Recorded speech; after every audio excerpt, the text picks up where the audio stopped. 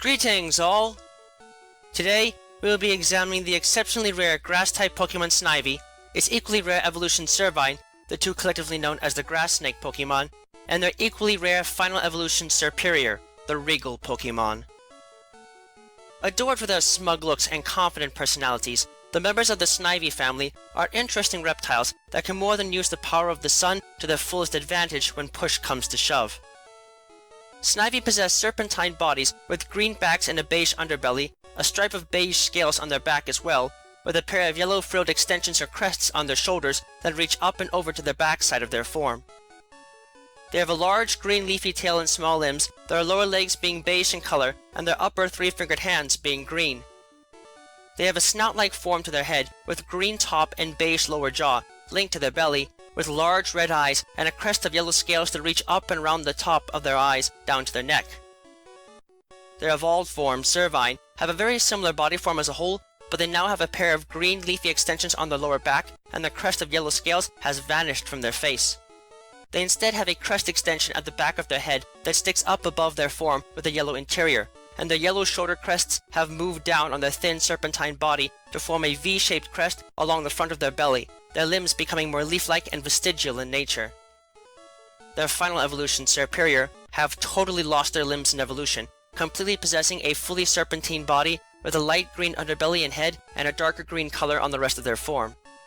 They have patterns of leaf-like swirls on their underbelly with yellow swirl markings on part of their belly, while their tail now has 3 leaves attached to it near the end.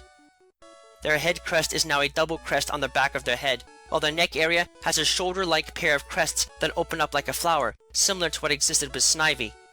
This complements their white neck and lower jaw scales and accentuates their piercing glare and regal appearance immensely. The members of the Snivy family have in common with many other grass-type starter Pokemon the presence of a plant bioform as part of their natural biology, and in the case of these creatures, while it does have some effects on their overall anatomical form as they grow and develop, it is ultimately a symbiotic relationship between the two bioforms. As a result, these creatures, though technically considered to be snakes for the most part, are ingrained with this plant form and have their overall biology altered because of it. For one thing, while they do feed on small animals for food, they are also able to photosynthesize to produce energy as well, and this seems to be their dominant method for energy absorption and retention. Aside from this though, these creatures are able to use sunlight to power up their muscles and accelerate their bodily movements to absurd speeds, making them incredibly quick and difficult to track as they grow older, and thus a serious threat in the shining light of the day. However, because of their close fusion with this plant form, these beasts tend to be skewed towards being male more so than female at a ratio of 8 to 1, and they are limited in ways in which they can utilize their bodies to attack, only naturally being able to acquire normal and grass-type attacks for offense, but their blistering movement speeds can help make up for this in some cases. As such, encountering one of these creatures after they have been basking in the sun is a bad idea, and their close connection to their plant form allows them to possess the rare overgrowth ability as their only primary ability, while those that are particularly cunning and have a tendency to change their personality on a fly are able to possess the rare contrary ability as a hidden ability. As far as the stats go, in the case of Serperior, these creatures have fairly armored forms as a result of the tough scales and biomatter that covers their outer form, and are able to move their bodies at incredible speeds to outpace many types of opponents. As such, their base defense, special defense, and speed stats are all above average for a fully evolved grass-type Pokemon. However, their other stats are a bit lacking, as they don't have much offensive strength as some others, and their stamina isn't terrific due to their reliance on sunlight for most of their energy, so the rest of their stats are below average for a fully evolved Pokemon of their type. Even so, these snakes are powerful tactical fighters that can more than muddle with others to claim victory, and have just enough sneaky tactics to make them a serious contender to have to face in any capacity. Snivy are well known among starter Pokemon for being calm and collected in nearly any combat situation, and are able to keep their cool fairly easily, making them a bit more of a threat to others. This directly translates into a smug and confident personality that can make them a bit hard to deal with at first, but they can still ultimately be made to warm up to others and be more of a team player, even if this sense of importance regarding their individuality may only serve to become more prominent in time. In their current state, the majority of the cells in the bodies of these creatures that photosynthesize are located in their leafy tail, and they thus must make sure to keep it raised and flat to absorb as much sunlight as possible at all times. This also helps the tail to act as a warning indicator for their overall health, as it will droop significantly if they are feeling unwell.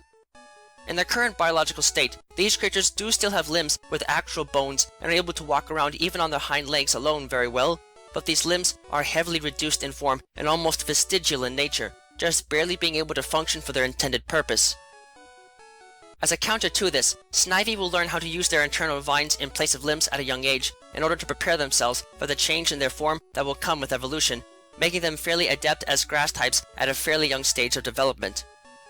This also means that Snivy can't slither on the ground too well like an actual snake, but this will change as they grow and develop, and the bodies ultimately become more serpentine in form. As Snivy evolve into Servine, the amount of their body that contains plant tissue is increased significantly, so now their entire outer body is lined with photosynthesizing cells, allowing them to take in much more sunlight than before, and in turn make better use of it as an energy source in and out of battle. However, their outer cells have not fully adapted to these plant traits fully, and can easily be rendered non-operational if these creatures become too dirty, blocking out the access to sunlight their body needs. As a result, these creatures will constantly clean themselves outside of battle to make sure they are primed and ready to go for anything, even if it just involves relaxing and basking in the sunlight. Moreover, in this state, these creatures possess a much more elongated serpentine body form, and their limbs have become even more vestigial in nature, losing most of their internal support as they become just barely able to keep them aloft and off of the ground. Because of the lack of significant scaffolding on the inside of their limbs, Servine can bend and flex them in ways that other animals can't so easily, and they put this to good use by incorporating it and more snake-like movements into their combat performances. These beasts are able to go from a standing position to a slithering one in an instant, which happens to be their preferred method of motion in general, and can thus confuse and get their drop on opponents fairly easily by attacking in one form before rapidly switching to the other, using their serpentine movements in particular to cover ground quickly and assault others before they can react, relying on hit-and-run tactics with moves like Vine Whip to win most fights. This can make them a bit tricky to strategize against, but at the same time, it makes them all the more versatile compared to Snivy, and definitely not beasts to underestimate in any sense. When Servine finally evolve into Serperior, they completely lose their limbs and become fully serpentine in body form with photosynthesizing cells throughout their body and leaves, and are able to make good use of this by rapidly slithering across the ground. While this means that they can no longer use upright trickery to get the drop on other Pokemon, they rarely ever need it, as their agility is great enough for them to be able to easily close the distance between them and any opponent and strike fiercely with the best attacks they have access to.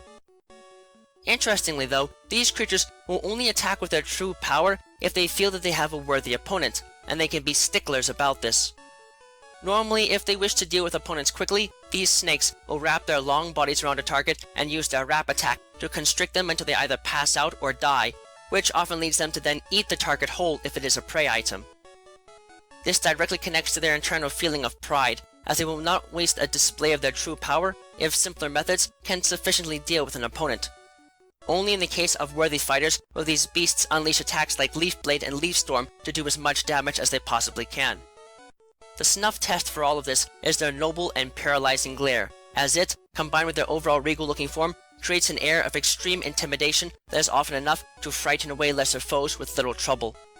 If their opponent stands before them as they raise their heads high and look at them, paralyzed with fear just from staring into their glaring eyes, Serperior will pay no heed to them and simply move on or refuse to fight them properly. Only those that can stand up to their intimidating glare are considered to be worthy to seeing their true power, but they will fight fiercely in such instances, and can more than prove to be a serious threat as a result if given an opponent deemed worthy of an actual fight in their eyes. Though they might be somewhat limited in the ways in which they can attack others, the members of the Snivy family are still powerful grass types that can hit hard and prove to be surprisingly difficult to anger or irritate. They might not always have the strongest of offenses on their side, but with the right move setup, these beasts can more than be a handful and an intimidating presence to have to come face to face with. If you do happen to come across one of these rare beasts in a fight, make sure that you give them a wide berth and try not to stare directly into their eyes. You might be at least relatively okay with Snivy and Servine, but let your guard down and become paralyzed by the piercing stare of a Serperior, and it might be your last mistake if they take your fear as a sign of weakness and decide to have you as a quick meal, constricting you and swallowing you whole with no way of properly defending against an untimely fate.